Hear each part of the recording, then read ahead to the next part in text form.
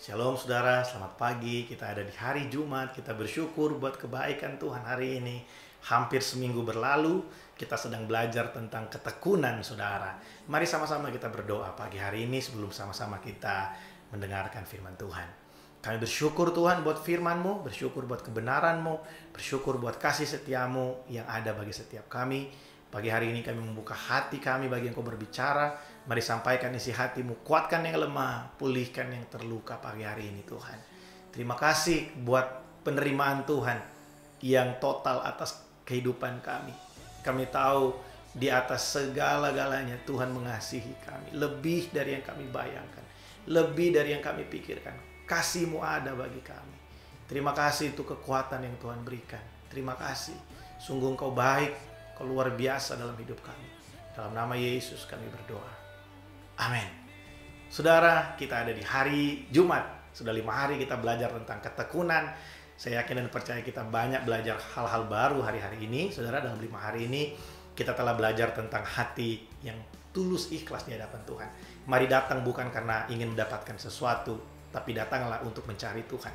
Jangan ada hati yang tertuduh karena kita telah dipercik dengan darah Yesus yang menyucikan hati kita, sehingga kita bisa datang di hadapannya ya, tanpa memikirkan hal-hal yang menuduh kita, mengintimidasi kita. Karena kita tahu Yesus telah menjadi jalan bagi kita untuk kita bisa datang ke hadapan Allah. Dan kita juga belajar bahwa kita harus berpegang teguh pada pengakuan ya, pengharapan kita di hadapan Tuhan. Karena kita tahu Tuhan setia dan Dia berkuasa melaksanakan segala firman-Nya dalam kehidupan kita. Dan mari kita bertekun dalam ibadah, saudara. Walaupun kita beribadah melalui ibadah online, tapi mari kita datang bertekun di hadapannya. Nah saudara, kenapa kita bertekun?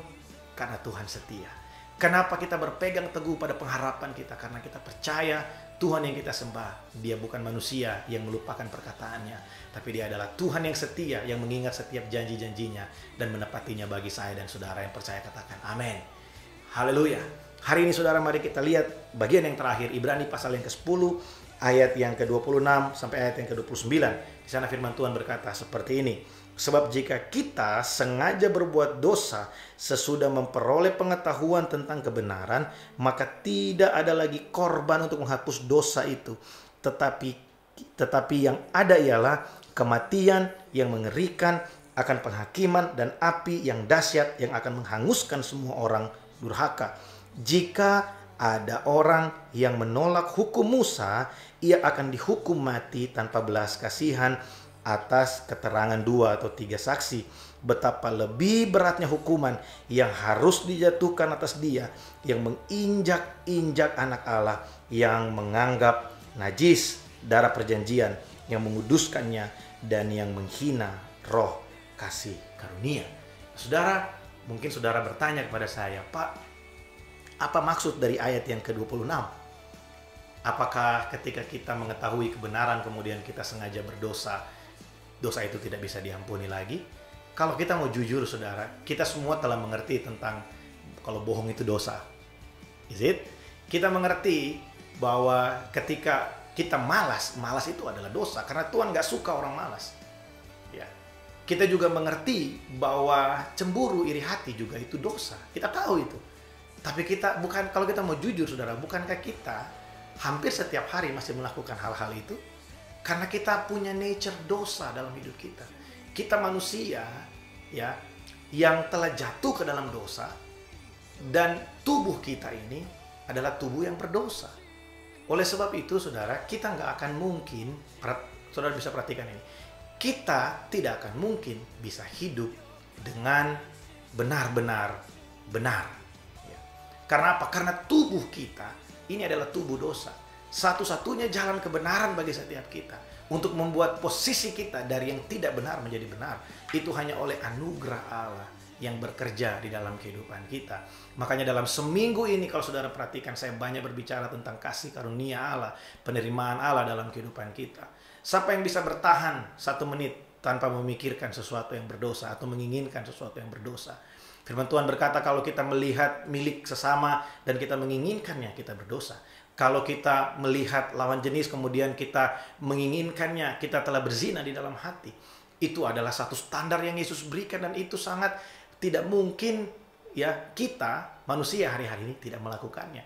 Lalu apa maksud Paulus menuliskan hal ini? Saudara, kalau saudara pelajari, yang dimaksudkan oleh Paulus dalam ayat yang ke-26 adalah ini. Ketika kita telah mengerti kebenaran tentang pembenaran yang diberikan Allah buat kita melalui Yesus Kristus, tetapi kita menolak kasih karunia, tetapi kita menolak untuk percaya, tetapi kita menolak untuk menerima pengampunan itu. Ya, ayat yang di bawahnya menjelaskan buat kita, ayat yang ke-29, betapa lebih beratnya hukuman yang harus dijatuhkan atas dia yang menginjak-injak anak Allah, yang menganggap najis darah perjanjian, yang menguduskannya, dan yang menghina roh kasih karunia. Saudara, ada banyak orang yang kita lihat melakukan hal ini. Tapi sebelum lebih jauh, saya ingin kasih tahu buat setiap kita. Saya dan saudara adalah umat-umat pilihan.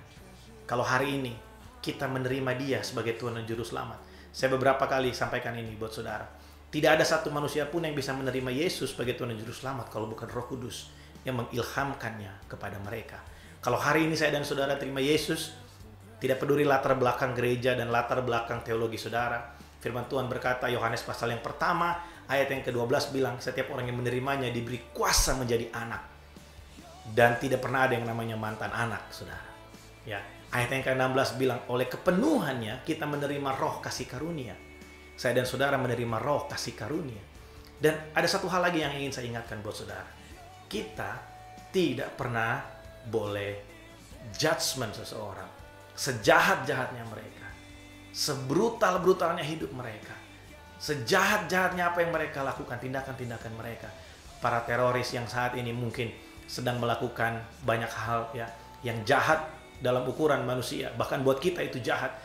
Tapi kita nggak pernah tahu, saudara. Mungkin saja ada satu momentum di mana mereka akan berjumpa dengan kasih karunia seperti Paulus ketika dia berjalan ke Damsyik dan dia berjumpa dengan Tuhan, dan Tuhan mengubahkan dia menjadi satu pribadi yang luar biasa. We never know. Oleh sebab itu, saudara, yang dimaksudkan Paulus adalah ketika kita hari ini yang sudah menyadari bahwa kita menerima kasih karunia Allah, jangan menolak, saudara. Jangan terus hidup dalam hati yang tertuduh. Saudara tahu bahwa salah satu ciri-ciri orang yang menolak adalah dia selalu punya tuduhan dalam hatinya. Kita selalu merasa kita nggak layak, kita ini terbuang, saudara. Mari kita cek sekali lagi. Kalau kasih Allah sempurna di dalam kita, firman Tuhan berkata dalam 1 Yohanes pasal yang keempat, maka tidak ada ketakutan lagi di dalam hidupmu. Tidak ada ketakutan lagi akan dosa. Bukan berarti kita bebas melakukan dosa dalam hidup kita karena tidak ada penghukuman. Bukan. Tapi kasih itu membuat kita mengasihi Tuhan. Sehingga kita dari hidup yang mengasihi Tuhan, kita berhenti melakukan pelanggaran.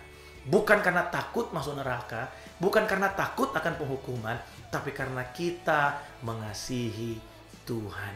Kita tahu dia telah mati buat segala pelanggaran hidup lama kita. Kita tahu sekalipun kita masih berbuat dosa sampai hari ini, dosa dalam pikiran, perasaan kita, dan kelakuan kehendak kita, dia tetap mengasihi kita. Oleh sebab itu kita terus berusaha untuk meninggalkan kehidupan yang lama. Kita terus ambil bagian dalam aktif work out our salvation. Kita terus mengerjakan keselamatan kita. Kita tidak menolak kasih karunia. Kita tidak menginjak-injak anak Allah dan menghina roh kasih karunia yang telah diberikan bagi saya dan saudara. Saya minggu yang lalu pernah sharing buat saudara bahwa detik pertama setelah kita menerima Yesus sebagai Tuhan dan Juru Selamat, itu adalah detik pertama di dalam the new journey in our life. Itu adalah detik pertama di mana kita akan terus disempurnakan. Kita akan terus mengalami yang namanya perubahan, penyempurnaan, keserupaan, menjadi serupa dengan gambaran Yesus Kristus. Seperti dalam Roma pasal yang ke-28, Roma pasal yang ke-8 ayat yang ke-28 sampai dengan ayat yang ke-30. Saudara bisa baca di situ, kita yang ditentukan dari semula, dipilihnya dari semula untuk menjadi gambaran, menjadi sama dengan gambaran anaknya Yesus Kristus. Oleh sebab itu ayat 28 bilang, Allah turut bekerja dalam segala sesuatu untuk mendatangkan kebaikan bagi setiap kita.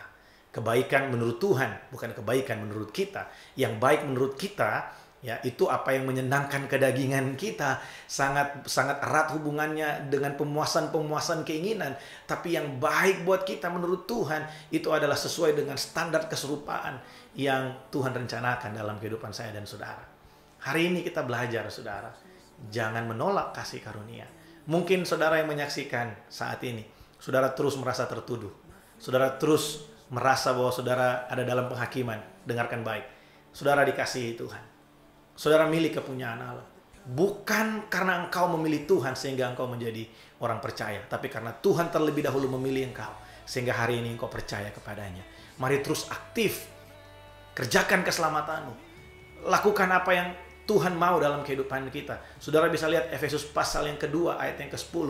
Kita ini buatan Allah, diciptakan dalam Kristus Yesus. Supaya kita melakukan perbuatan baik yang dipersiapkan Allah sebelumnya. Dan Tuhan mau kita tinggal di dalamnya. Itu yang Tuhan mau kita kerjakan. Jangan kita menolak kasih karunia. Dan saya berdoa hari ini, saudara, biar setiap kita yang menyaksikan ini, kita terus ada dalam ketekunan. Kita terus tekun di dalam Tuhan. Saudara tahu, yang sulit untuk kita hari-hari ini untuk lakukan adalah kita sangat sulit untuk beribadah bersama-sama di gereja. Saya mengerti dengan jarangnya kita bertemu, mungkin ada kurang kehangatan. Tapi saya ingin kasih tahu saudara, ada satu pribadi yang selalu ada dan mempersatukan kita dalam kasih. Itulah pribadi Yesus. Itulah Roh Kudus yang ada bagi setiap kita. Oleh sebab itu saudara, dimanapun saudara berada, mari kita tekun baca firman Tuhan. Mari kita tekun beribadah. Mari kita tekun saudara mencari Tuhan. Bukan karena ingin mendapatkan yang lain, tapi karena kita tahu tanpa Tuhan kita nggak bisa. Hanya Dia yang bisa menolong kita. Mari datang dengan hati yang tulus dan ikhlas di hadapannya. Mari terus berpegang pada pengakuan kita, pada keyakinan kita. Sebab Dia Allah yang setia bagi saya dan saudara. Biar sepanjang minggu ini yang kita pelajari menjadi berkat buat saya dan saudara. Kita belajar tentang ketekunan. Jangan lagi ada orang yang merasa dirinya tidak layak.